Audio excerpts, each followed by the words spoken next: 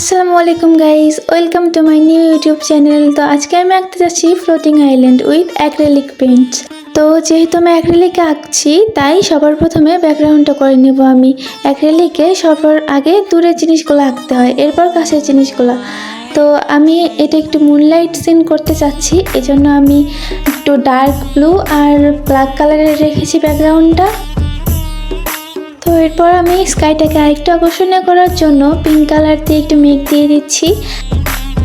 এরপর একটি ব্রাশে কিছু হোয়াইট কালার নিয়ে আমি এখানে কিছু স্টার বানিয়ে দিয়েছি। এবার আমাদের আসল ফ্লোটিং আইল্যান্ড আঁকার পালা। তো যেহেতু আমি এখানে ফ্লোটিং আইল্যান্ড আঁকবো তাই আমি ব্যাকগ্রাউন্ডটা প্রথমে কালো করে নিয়েছি। এরপর আইল্যান্ডের উপরের দিকটা হালকা গ্রিন কালার। এরপর আমি ফ্লোটিং আইল্যান্ডটাতে একটু হাইলাইট করে দেব আর একটু শ্যাডো করে দেব। যদিও এটা আমার first art with acrylic paint, জানি না কতটা ভালো আঁকতে পারবো, কিন্তু তোমাদের যাদের আমার আর্ট ভালো লাগবে অবশ্যই আমার চ্যানেলটা সাবস্ক্রাইব করে দিবা।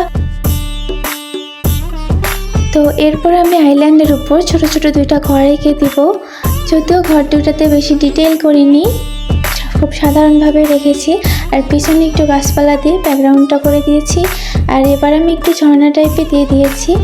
আর দূরে আরেকটি ছোট ফ্লোটিং আইল্যান্ড রেখেছি এবং এরপর সামনের দিকে আরেকটি বড় ফ্লোটিং আইল্যান্ড রেখে দেব। তো এটাতে আমি বেশি কিছু রাখিনি, জাস্ট একটা ট্রে রেখেছি পিঙ্ক কালারের চেরি ব্লসমের মতো, যদিও এটা চেরি ব্লসম না। তো এটাতে আমি পিঙ্ক কালারের প্রথমে ডার্ক কালার দিয়ে এরপর লাইট কালার দিয়ে শ্যাডো করে দিয়েছি। এরপর দুইটার মাঝে একটা ব্রিজ এঁকে দেবো। তো কেমন লাগলো আমার ফ্লোটিং আইল্যান্ড অবশ্যই কমেন্টে জানাবা।